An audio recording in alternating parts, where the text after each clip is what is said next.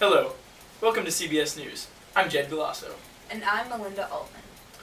This evening, we'll be discussing a potentially debilitating mental disorder, schizophrenia.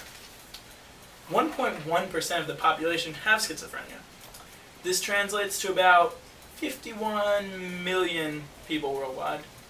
In fact, the United States spends about $62.7 billion annually on schizophrenia.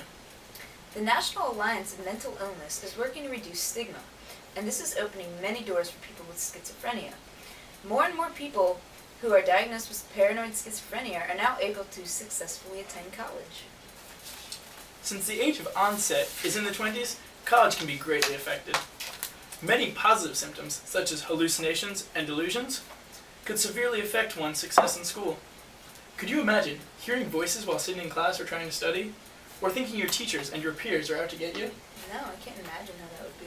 This is unimaginable. Although these overt symptoms are commonly associated with schizophrenia, there are other symptoms as well that add to the difficulties of school life. For example, cognitive dysfunction associated with schizophrenia could greatly impair learning. Also, the social withdrawal associated with schizophrenia could make college impossible. The ability to rein in these symptoms relies heavily on the treatments available today.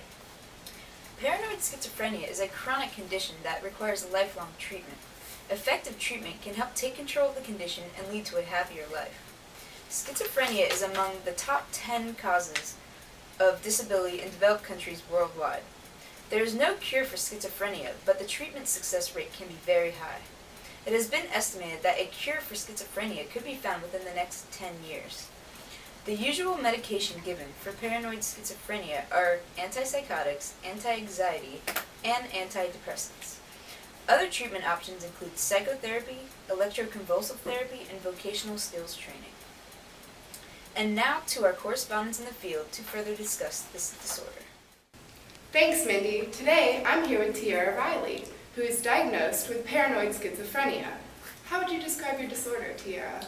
Well, first off, I'll start off with paranoia. I don't trust anybody. I don't trust anything. I always feel like someone is out to get me.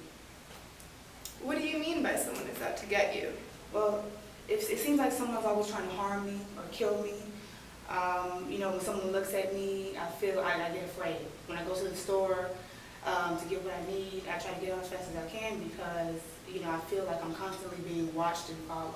Really? Yes, and as far as the schizophrenia part, I tend to hear and see things that aren't really there. And most of the times, I don't know that I'm hearing or seeing those things, Right. those non-existent things, unless someone tells me. Wow. So you've had people tell you. Yes. So you're basically saying that you are somewhat aware that you're having these delusions and hallucinations? Yes, I'm definitely saying that, yes. How did you find out that you had paranoid schizophrenia? Well, I figured something was wrong. Like in my mid-20s, and my family knew as well. And they suggested that I seek professional help as soon as possible, and so I did just that, and I was diagnosed at the age of 28. So your official diagnosis is paranoid schizophrenia, right? Yes.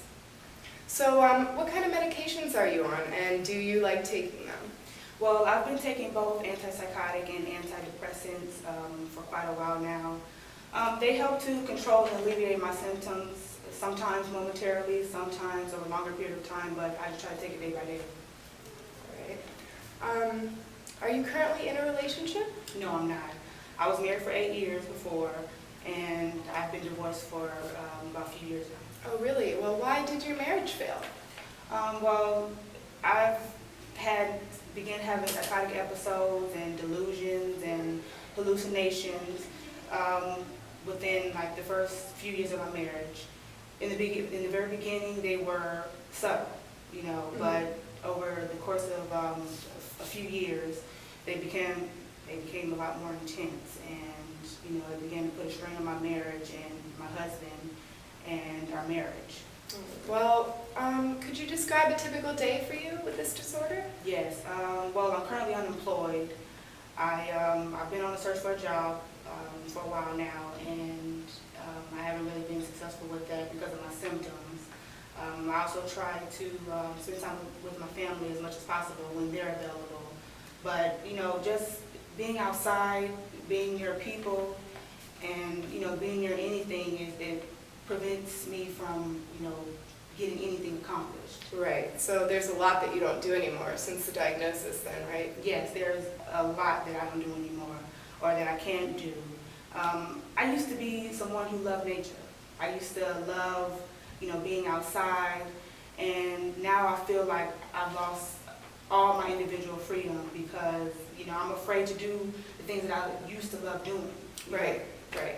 Well, lastly, what would you tell someone who may be in the early stages of paranoid schizophrenia, and what would you say to those who share your same experience?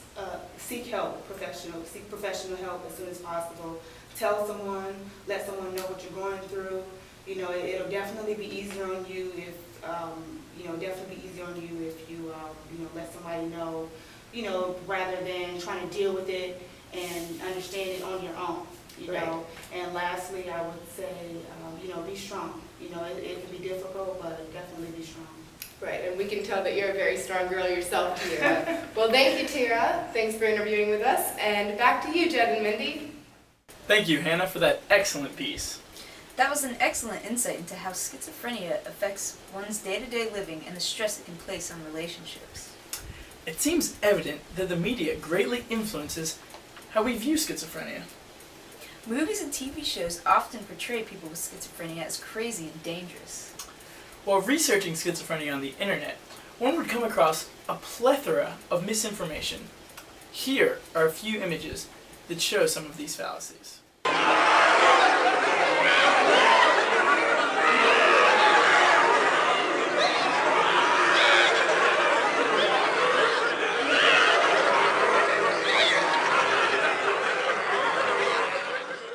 Wow, Jed, the ignorance that is available today on the internet is quite upsetting. Although this is entertaining, it is far from the truth, and people need to be educated on the facts in order to reduce stigma. Thank you, Melinda. And thank you, America. And tune in again tomorrow to CBS News. Good night.